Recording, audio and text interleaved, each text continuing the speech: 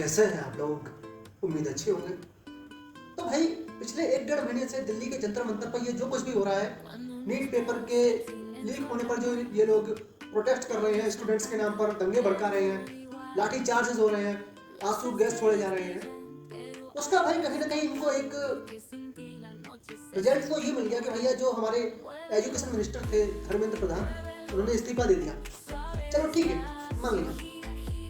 लेकिन भाई ये जो पंजाब में फार्मेसी का पेपर 3.5 लाख रुपए में बेचा गया है, उनके आम आदमी पार्टी के जो शिक्षा मंत्री हैं उनका इस्तीफा कौन लेगा? या फिर जो कर्नाटक में वो कोई पांडुरप्पा है, क्या नाम है उनका, उन्होंने पेपर लीक कराया, उनका इस्तीफा कौन लेगा? चलो ये भी छोड़ो, एक बार ये वीडियो देखो, उसके बाद बात करते हैं।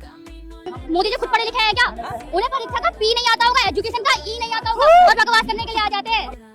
ये जो लड़की बोल रही है कि भैया मोदी जी को तो पेपर का पी भी नहीं आता है, एजुकेशन का ई भी नहीं आता, वो क्या जाने एजुकेशन क्या होती है, वो क्या जाने पेपर क्या होता है। तो भाई साहब पहली बात तो ये कि जो बंदा 50 देशों की यात्रा कर चुका है, आप उसको दिखाओगे कि एजुकेशन क्या होती है। जो बंदा 60 देशों के साथ रेगुलर व्यापार कर रहा है, अपनी इकोनॉमी को मजबूत करने की कोशिश कर रहा है, आप उसको सिखाओगे कि एजुकेशन क्या होती है। चलो ये छोड़ो, ये आपकी समझ में नहीं आएगा। अब एक बार ये बताओ कि नीट की फुल फॉर्म क्या होती है? इनका जवाब सुन लो भाई। बुरा ना माने बट क्या आपको नीट का एग्जाम फुल फॉर्म पता है आपको? कि क्या भी यहाँ पे आए हो नीट का मुद्दा उठाने के लिए? क्या नैसा एलिजिबल करके कुछ फुल फॉर्म है, ठीक है, फुल लाइक मैंने याद की थी बट भूल गई, वो बात अलग है, ठीक है। अब इसकी फुल फॉर्म मैं बताऊं, national eligibility cum entrance test. नहीं समझ में आए तो लिख के ले लेना, कहीं पर लिख लेना, याद रहेगा, national eligibility cum entrance test. बात यहाँ पर सिर्फ इसकी नहीं है कि भैया पेपर लीक हो रहा है। पेपर लीक कराए किसके लिए जा रहे हैं और कौन करा रहा है? धर्मेंद्र प्रधान खुद गया था पेपर लीक कराने के लिए, या मोदी जी खुद गए थे कि भैया ऐसा है, आपको पेपर लीक कराना है, आ जाओ, जिसको चाहिए ले जाओ। तो तुमको गाली देने का मन कर रहा है साला, पढ़ाई लिखाई में एकदम जीरो, सिर्फ दंगा भड़काने के लिए, देश विरोधी नारे लगाने के लिए पहुंच जाओ जंतर मंतर। जंतर मंतर नहीं, छू मंतर हो रखा है साला। कोई भी आ रहा है मुंह उठा के चलो, क्या है घर पर कुछ काम नहीं, घर वाले काम ना बोलते इसलिए चलो जंतर मंतर। और भाई इन जैसे लोगों का एक ही इलाज है कि जब तक इनको तोड़ा ना जाए, फोड़ा ना जाए, ये नहीं सुधरेंगे।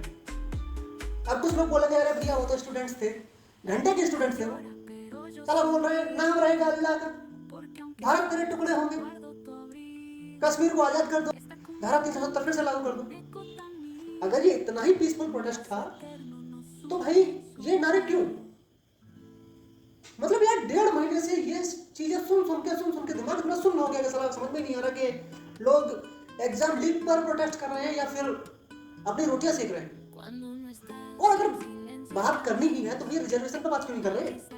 जहां एक जनरल वाला छात्र 90% लाने के बाद भी एग्जाम में सिलेक्ट नहीं हो पा रहा, किसी पोस्ट के लिए सिलेक्ट नहीं हो पा रहा, वहीं पर कोई SC ST वाला आके 35% पे आके भैया उसको सीट मिल जा रही है। जहां एक गरीब आदमी जो अपने 2 वक्त की रोटी मेहनत से कमाता है, वो अपने बच्चे को ठीक से पढ़ा नहीं पा रहा, वहीं एक पैसे वाला आदमी क्या है, पैसा फेंकता है और उसको सीट मिल जाती है। सरकार को दोष देने चले बताओ, अरे भैया सरकार ने पेपर लीक करा दिया। अब तुम जैसे तिलचट्टों की वजह से, तुम जैसे जमाखोरों की वजह से, तुम जैसे चोरों की वजह से देश गड्ढे में जा रहा है। और भाई जिन भी लोगों को ये लग रहा होगा कि सरकार की गलती है, तो भैया पहले खुद अपने बारे में सोचना कि हम लोग क्या कर रहे हैं। हम जैसे लोग ही हैं जो अपने बच्चे को वो चीज दिलाने की कोशिश करता है जो उसको चाहिए ही नहीं एक्चुअल में, क्योंकि वो उसके लिए बना ही नहीं है।